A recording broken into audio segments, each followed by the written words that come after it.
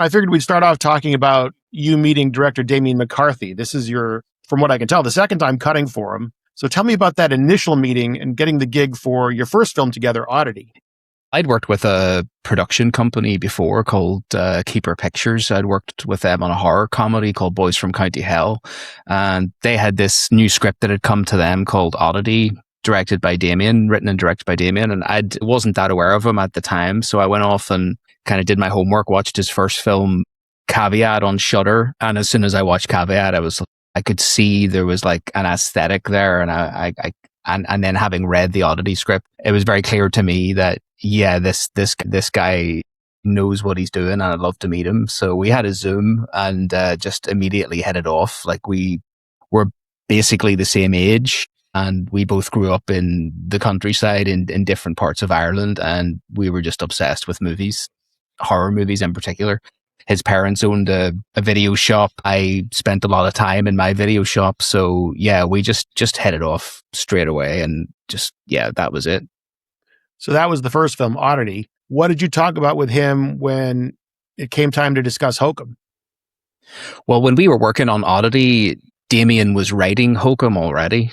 So I was aware of the project and we'd been talking about it a little bit on and off, just to have a break from working on Oddity. So when he'd sent me an early draft of the script, and then he sent me another draft of the script closer to the shoot. And I kind of try to, like, I enjoy reading the scripts, but I try to kind of not get too kind of bogged down in the scripts. I like to respond to the rushes and the material when it comes in. So that's my thing. Like, I try and just watch the rushes kind of clean and with my head kind of empty in a way. And I try and respond to the rushes. Like, cause I find that I almost like have happy accidents or I'll misunderstand what the director's going for and come up with something better. It's like, that's kind of part of my process. And then of course, when I finish cutting the scene, I'll go through the script and just check that we have everything that's supposed to be there. But that's just kind of the way I do it.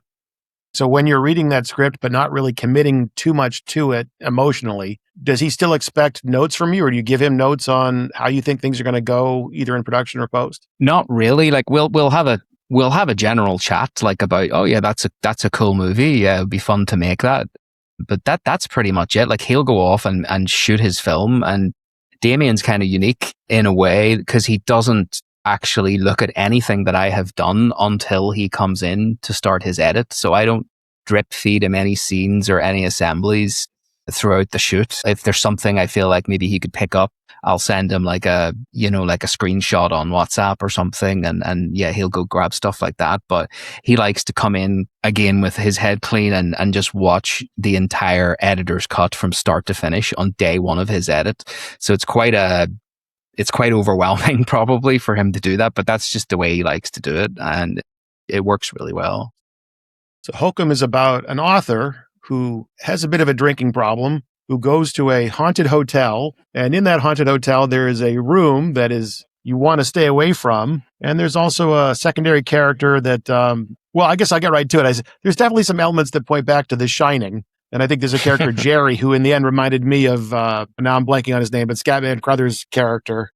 And so, but those are very superficial connections. Also with Hokum, it's a bit of a supernatural murder mystery as well.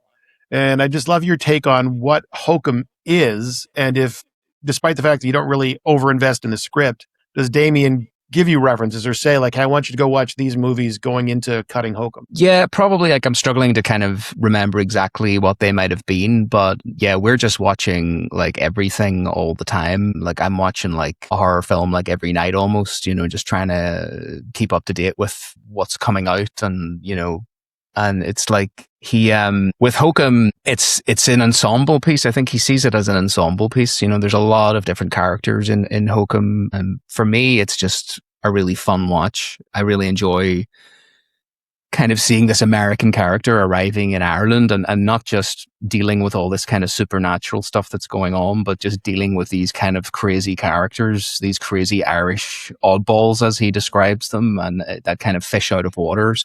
There's actually a lot of there's a lot of comedy in it and a lot of awkwardness in it, aside from the horror. So there is the horror, there is the scares, but as always in Damien's work, some of it is just hilarious, and it's just a really fun watch. Yeah, it's definitely funny. And before we wrap things up, I'll give you my favorite comedic bit.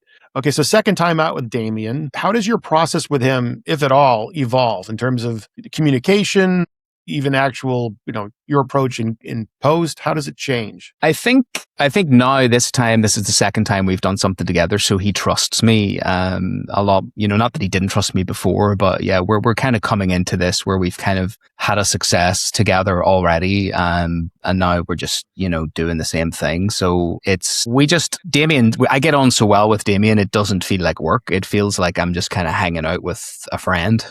So we're like there's probably like a lot of laughing coming out of the edit suite. Like we're talking about things, we're chatting, we're laughing. Like you get to that stage in the movie where you've just worked on it for so long that you're just getting delirious. You're almost like making fun of some of it and like, just like laughing out loud. The other editors across the hall must think we're nuts.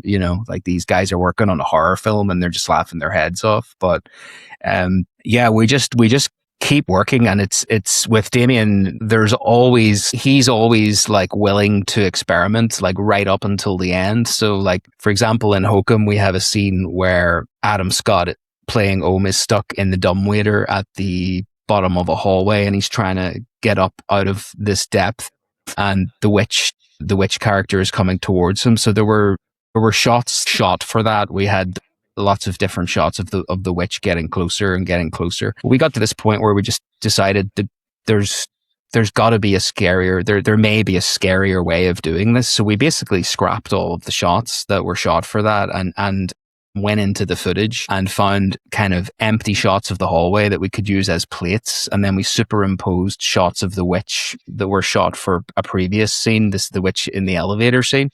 Basically created that moment in a completely different way, and it's just like having that open-mindedness, especially like so late in the process. Like I think that's something that makes his work really successful. So you actually have 2 films out this year, which we'll get to later. So clearly you've been a busy guy. What was the schedule behind shooting and cutting Hokum? Yeah, well, that was the other project you're talking about is The Incomer, which is a kind of Scottish folk comedy. So it's a very different project. We were able to kind of soft lock the picture and move it into having some sound design work done, some VFX work done that needed done. So I was able to actually start working on The Incomer while that was happening. So yeah, that just was kind of luck that the schedule worked out where I was able to fit both projects in. And then I was able to come back to Hokum, finish Hokum, and then finish The Incomer. And then the Incomer actually premiered in Sundance in January. And then Hokum premiered in South by Southwest in Texas. So yeah, really busy year for me, but just very worthwhile. And I'm glad it all worked out.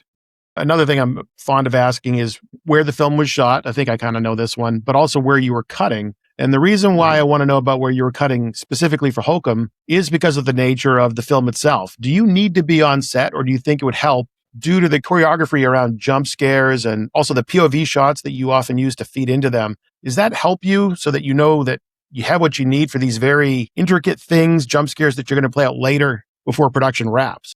I mean, I think, again, like I was saying earlier, for me, I think it's better if I just respond to the footage and don't think too much about how the footage was achieved. I did visit the set one day near the end of the shoot just as like a fun day out.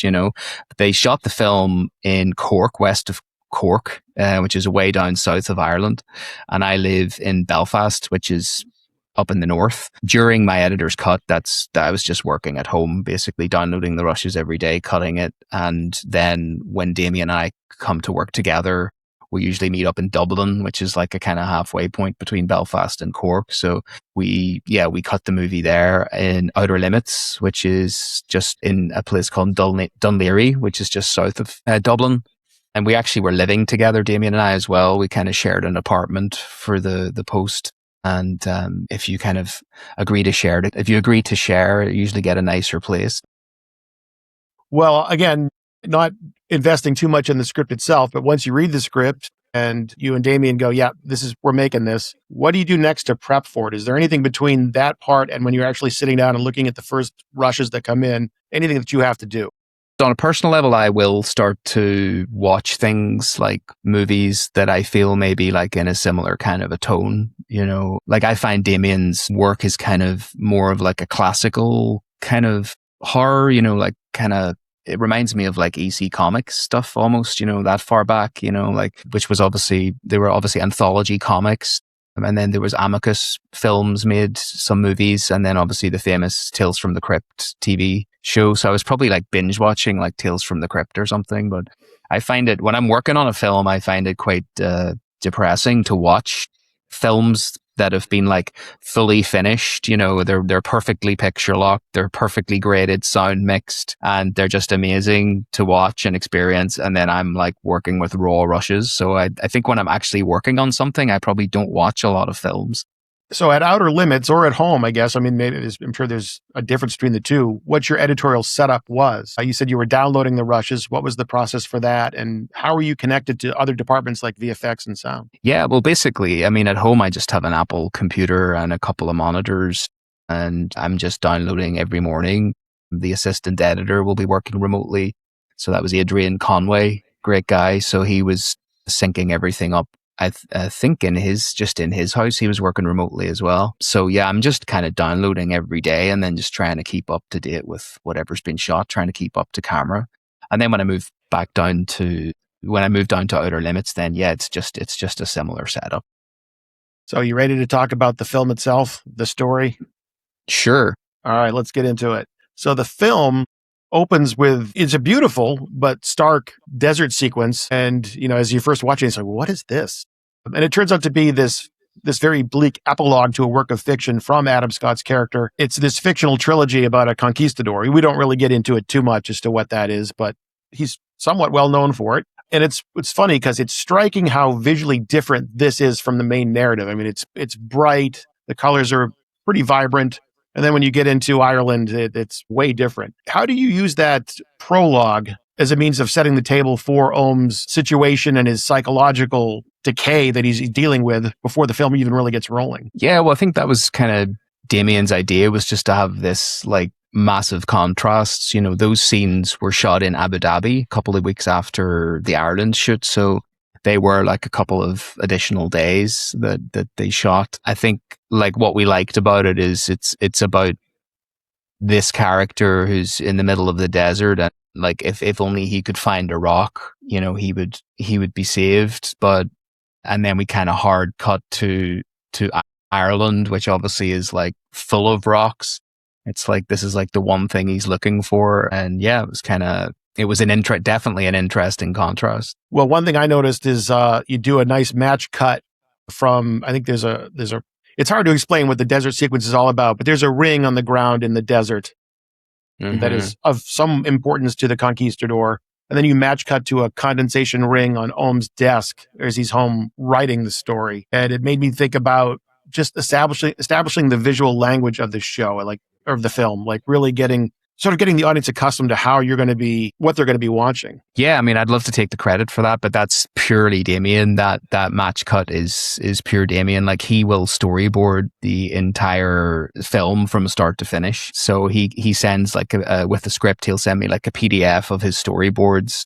It's basically like a comic book of the movie from start to finish, with like lots and lots and lots of pages. And it's a great reference. It's a great reference. And it's good to go in and dip into that whenever I need to. But yeah, again, I have a look through it and I try and put it to the back of my mind and then try and do my own response to what he shot, because it's like, I feel it's really useful if like two brains have thought about the film separately, and that might spark some new ideas.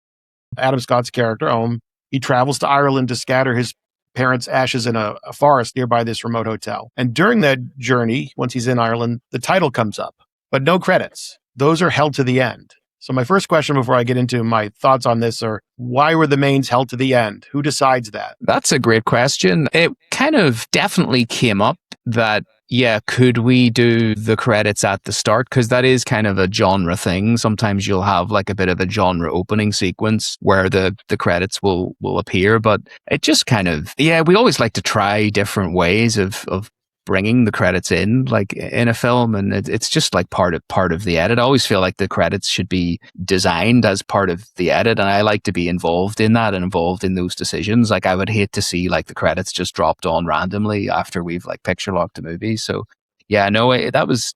I think we just decided that Damien just thought it would be cooler if the first credit at the very end of the movie would be written and directed by Damien McCarthy. Like that was kind of like that's all he wanted. As I was watching it, it occurred to me that it's scarier to save them to the end. Having the credits at the front reminds the viewer going in that this is a movie and all these people work together to make it.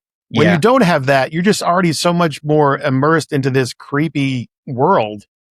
Exactly. Not that Ireland is necessarily creepy, but it's just you're bought in that much easier without having, well, here's Damien, here's Brian, here's everybody else that made this movie you're about to watch. Yeah, exactly. It could make you feel a little bit safe, and it's more of a TV. It makes it feel a little bit of a TV thing. Not that there's anything wrong with TV, but it just kind of felt a little more epic to save everything to the end.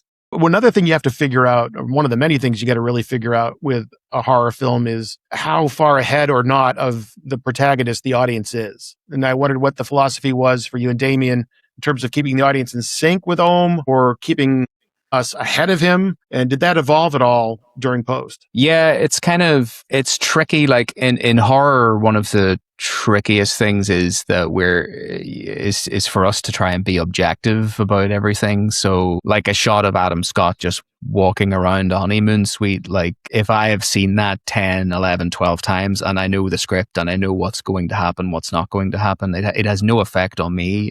But to a first time audience member watching that, and within the context of you're in a horror film, that could be absolutely terrifying. So for me, I'm always trying to think, how is this going to land for a first time viewer? And it's so tough. And every I watch an edit that I've done, I'm trying to like wipe my brain clean and just imagine I'm sitting in a darkened theater and I don't have a clue about this film. What does this all mean? What do these images mean? And I'm almost doing like a little commentary in my head when I'm watching an edit, like, okay, so he's looking over there and that's scary. And, now he's looking in the other direction. And, it's kind of that little commentary is for me is like what the first time viewer would be saying in their own heads when they're watching it. Jump scares are like jokes. Once you've heard them or experienced them, they just never hit the same way again. And over time, for you, the editor, they have a lesser impact. Exactly. So we know you have your running commentary and you're sort of talking to yourself about it. Is there anything else you can do? Do you bring in any, before you even get to a test screening situation, are you bringing in other people and saying, just watching them watch your work? Yeah, I mean, obviously, we're working on our cut of the movie and we're kind of trying to anticipate what an audience is going to think. But yeah, we're sharing the cut then with producers, executive producers, and there's plenty of cooks in the kitchen, and we're working with some awesome people. Like we had producers like Roy Lee, Steven Schneider. Like these guys are like encyclopedias of horror. They know their stuff. And of course, then we test it, and we test it multiple times. And the tests I actually really enjoy. I get a lot out of the tests. Like I could watch a film that I'd cut just with a couple of extra people in the room that had never seen the film before, and that automatically like puts me into a different headspace. It's like, oh, okay, this is a thing that people are going to watch. This is going to be seen. We need to get this right, And then you have bigger tests in theaters. We'll get the questionnaires, we'll get the feedback, but you can feel the vibe in the room. And luckily, horror is one of those genres like comedy where the reaction from the audience is audible. One of the reasons I love talking to editors about horror movies is that a lot of the times an editor's work is best done where the audience doesn't really notice it or experience it. But for horror, you get to really stretch out. You get to show off a little, and that makes it so much fun. I asked you earlier about being on set, if that helps any, and got your point about like, no, I still like to be removed from what's happening. But when it comes to jump scares, a lot of times they're revealed by camera moves. So you're not there for that. But back in the editing room, are you doing a lot of manipulations with those moves or creating your own moves to help with the timing of that jump for max effect? Absolutely. Yeah, we're definitely using like speed ramps. We're using, trim to fill. It's probably my favorite Avid effect. It's Often like, overlooked, that trim to fill. yeah, no, it's amazing. Like the director is always like, "Oh no, it's not long enough," and I'm like, "Oh, give me a minute." And they're always amazed that we're able to wave that kind of magic wand.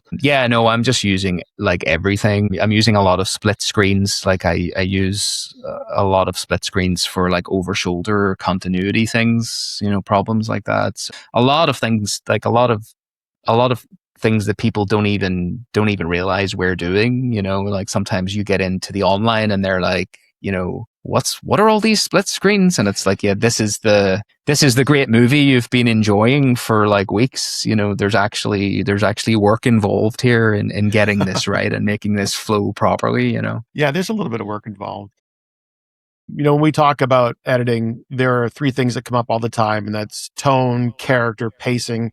I think one that doesn't get talked about enough, at least by me, and I really do want to talk about today, is point of view. And it's crucial in any film, but certainly in a horror film. How do you decide when to put the audience into Ohm's point of view, where you're sort of vulnerable like him, versus when to pull back and you can sort of loosen the tension a little bit with a more objective angle? Yeah, well, the thing about Damien's work is he's got such an aesthetic for locations, for props, and just the whole look of the thing. I think you get a lot out of wide shots in his movies. I really like to kind of hang out in wide shots as much as possible, because I think on a cinema screen, like there's a lot going on there. There's a lot for the audience to absorb. And in this movie, the location itself, the honeymoon suite, the hotel, it's almost a character in the film itself. We have like, there's cool props. There's the cherub clock that's pretty pivotal in the movie. There's like just the honeymoon suite itself. There's like, there's even like little details in some of the furniture. Like there's some wood where there's cherub engravings in the wood. I was able to place those shots in a sequence where it kind of feels like these little cherubs are like laughing at Adam Scott's character, when he's at a real low point. But then, yeah, again, sometimes it's nice, you got an actor like Adam Scott giving you like such a nuanced performance. It's great to get close and really see those like little details that he's giving. But it's just, as always, it's just like, in terms of what to use, when and why, it's just like a gut feeling. It's like, what do I need to put in front of the audience here to tell this story in the most effective way? That's interesting that you said the honeymoon suite is like a character unto itself, because it really is. So is the hotel. And, I probably should have asked at the beginning, was it all shot in a real location, or were there sets built for this? Does that honeymoon suite exist somewhere that I never want to be? The honeymoon suite was a set build, okay, as far as I'm aware. Yeah, so that was shot in West Cork Studios in Cork. But the hotel itself, like the exterior of the hotel, the reception of the hotel, and some of the hallways and things, I'm pretty sure that's a real place. So you can go and check in at least. No, I won't. Again, love talking about horror movies with editors, because I always get some new little trick or tidbit in terms of how to effectively scare an audience. So I'm going to run down a list of greatest hits, and you can tell me, no, I don't do that, or yeah, I did that, and here's an example of where I did it. So these are the best practices for cutting a jump scare. So here's one: coming out from a close-up or jumping in from a wide shot on the scare. Yeah, sure. Pretty sure I've done that. Yeah. Okay. And yeah, I've done that. There's a moment when Adam Scott's hearing some strange noises around the room. Like he's just turned around and missed something that's come up behind him. I'm not sure if you remember that moment. So I think I do. Yeah, that's definitely one. Yeah. How about L-cutting the sound so that it leads the scare, or any other techniques related to sound? Yeah, that's a tricky one. Yeah, I don't like to kind of preempt that there's a scare about to happen. So I'm very careful with that. Yeah, sometimes, and even in the score and in the sound design, like, yeah, you need to be careful that you're not telling the audience that there's something scary about to happen. It should be kind of shocking. So I find that it's better to, if you've got a jump scare and you've got like a jump scare sound over it, it's better if that sound is on the cut or even slightly after the cut. Okay, very good. In that regard, how about panning a sound one way and let's say the opposite way to on purpose misdirect the audience before a visual scare? So I'm thinking something's coming from the left and you hit me on the right. Well, I have actually heard of that one before, so thanks for the tip. I'll be using that. See? It's all That about makes sharing. sense. Yeah, absolutely. Okay, how about using negative space? So we're talking about using sound to lead the audience, using negative space to lead the eye and create suspense and tension and making the audience feel something is about to fill that space. Yeah, for sure. Yeah, we've definitely done that, especially in the honeymoon suite. We have lots of like dark nooks and crannies, and you're not quite sure like what may or may not be going on there. And yeah, we would sometimes be kind of resizing shots and kind of recomposing the shots just to kind of mess around with the composition as well. So it's actually crazy sometimes how effective that can be, just slightly changing the composition of the shot. For visual effects work, I mean, let's talk about basic visual effects. You mentioned doing splits before and speed ramps and all that stuff. Mm-hmm. But are you having to occlude or blur certain things so that the audience is having a harder time seeing what's there in the frame? Yeah, actually, we did do that once. Where we did that with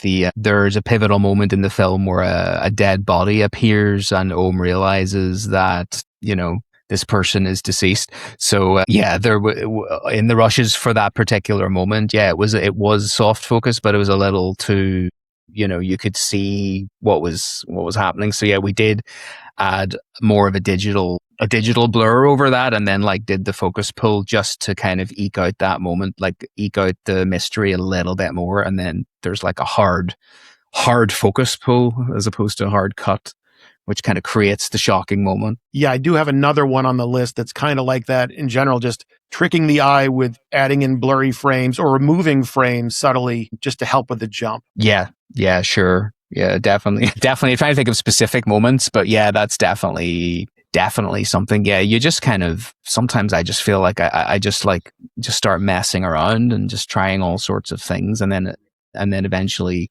it'll just click. And I'll continue messing with stuff like even after, Damien and I have kind of finished with a scene, I'll continue experimenting, on my own, and then I'll present it to Damien, say the next day, and say, hey, I was messing around with this sequence, what do you think of this? And he'll like click his fingers and say, that's it, brilliant, so he's very open to the continuing experimentation. Okay, so this next one, I know you're going to answer by saying, well, it's just instinct. It's just my gut, because so much of editing is anyway. Mm. You brought up an example previously, and that is holding a shot much longer than the audience expects or wants in order to wring out the tension. And you talked about using some of the witch from the elevator to fix the dumbwaiter scene with Adam Scott. There's a scene where a bellman is looking in through a grate over the elevator and looking into the darkness and holding a lighter out. This is definitely one of those screaming at the screen moments. Like, what are you doing sticking your arm through there with a lighter looking into the darkness? That felt like it went on forever. That was one of those, come on, Brian, will you just hurry up and scare me because you're making me crazy.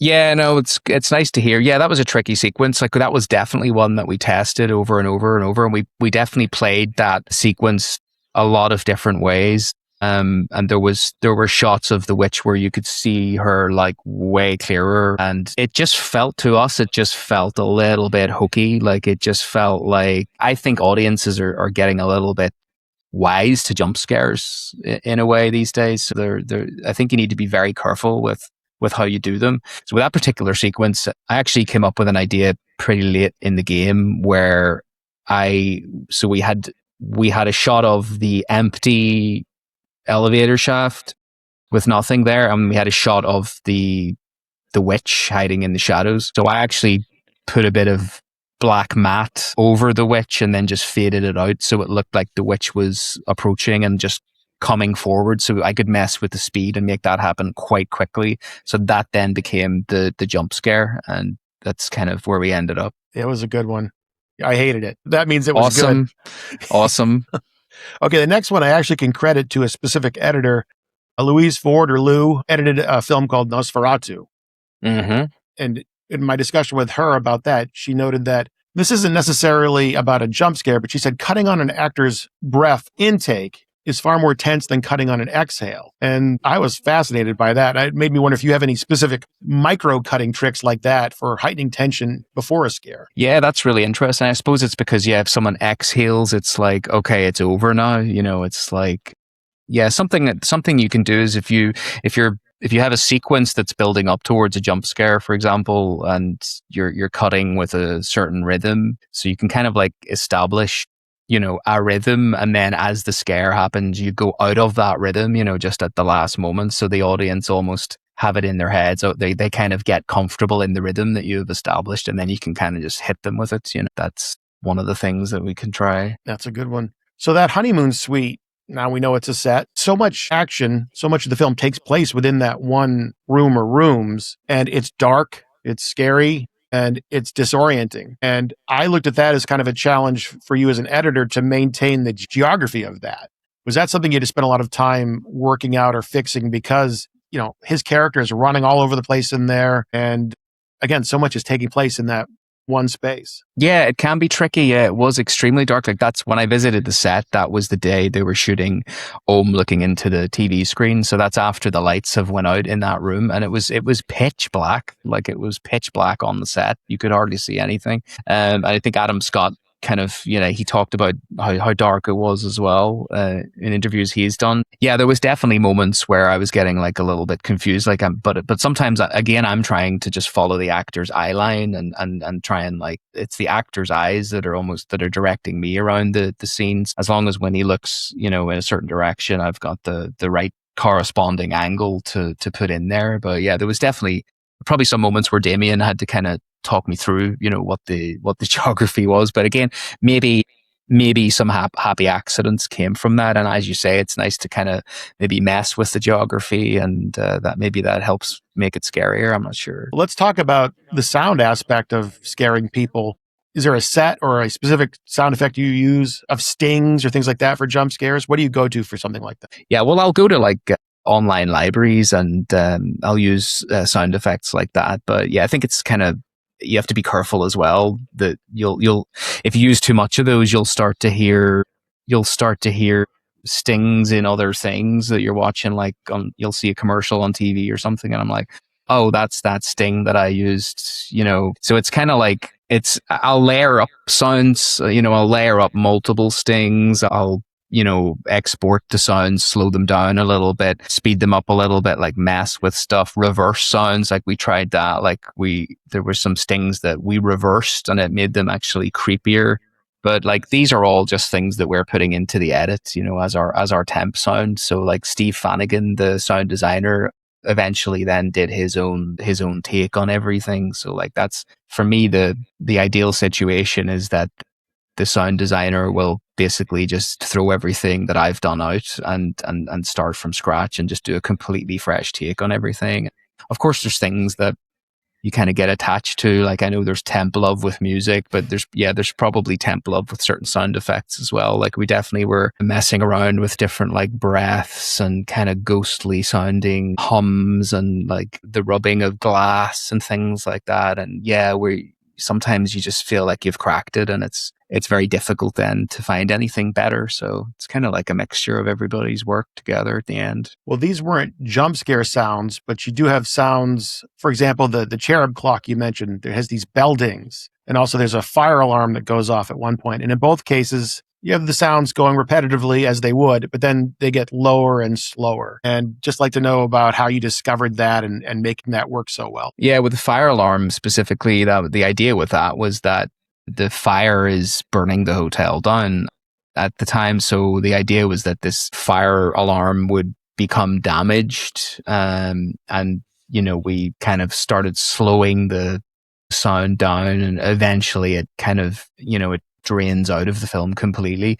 But it's also because we want to reset everything to start doing some scares. I think if we had the fire alarm just like blasting all the way through until the end of the film, we'd be struggling then to actually do any other sound work. Earlier you talked about, I think we were discussing the split screens. You were saying, yeah, look at my timeline. You could see that there's a lot going on here. If I were to look at your timeline, and maybe it's something you could share with us later that I can post with this, can you see just for the number of cuts in the sequence, how the pace changes? Can you see there's just so many more cuts closer together as you get further down into the film, or you get into these really scary sequences? Yeah, definitely. Like when you take a screenshot of a timeline, I think, when there's a lot of quick cuts together, it just kind of turns black, so you see these like black chunks of just really tightly cut sequences. So yeah, you can definitely look at the timeline and see where all the action is. The movie is a brisk 1 hour and 47 minutes, as horror films often are. What was the length of your initial assembly, and what were the spots that you had to spend the most time refining? I think my initial assembly was about 2 hours and 15 minutes or 2 hours 20 minutes, something like that. So for us, it was, as always, it's that first half hour. I always find it's like the trickiest part of a movie to, set up all of your characters. And then being a genre movie, you want to get to that inciting incident. You want to get to the genre stuff as quickly as possible. But at the same time, when that kicks off, you want to have characters that people care about. So to set characters up that people care about, that takes time. So there were some things that we had to really tighten up, like with Adam arriving at the hotel, and kind of beginning this kind of journey, and meeting everybody. But yeah, we wanted to get to that first scare with Albie and the witch at the elevator. I think that happens now about 20 minutes in. So there were definitely cuts where that was happening like 30, 40 minutes in, which was just like, yeah, too long. You put so much of your time and talent into this movie, as an editor would for any film. But then the mechanics of putting these jump scares together, there's a lot of stuff that goes into those. Were there any that you absolutely loved, but ultimately had to leave on the cutting room floor to help with the pacing of the film?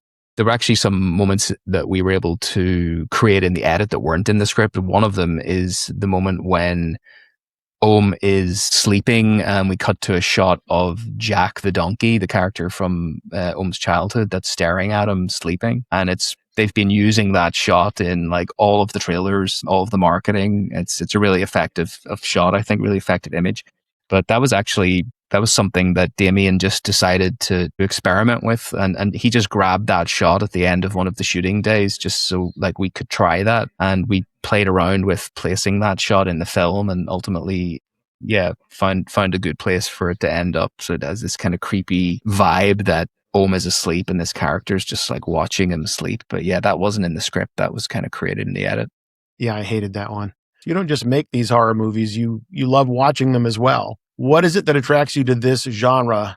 And why do you think you're so well suited for it as an editor? I mean, it's something I actually didn't think about until recent years. Like I was always a fan of watching movies, and I watch a lot of movies, not just horror, but then there was a point where I realized I'd seen more horror movies than anything else. I think I just naturally gravitated towards horror. It's just something I was into.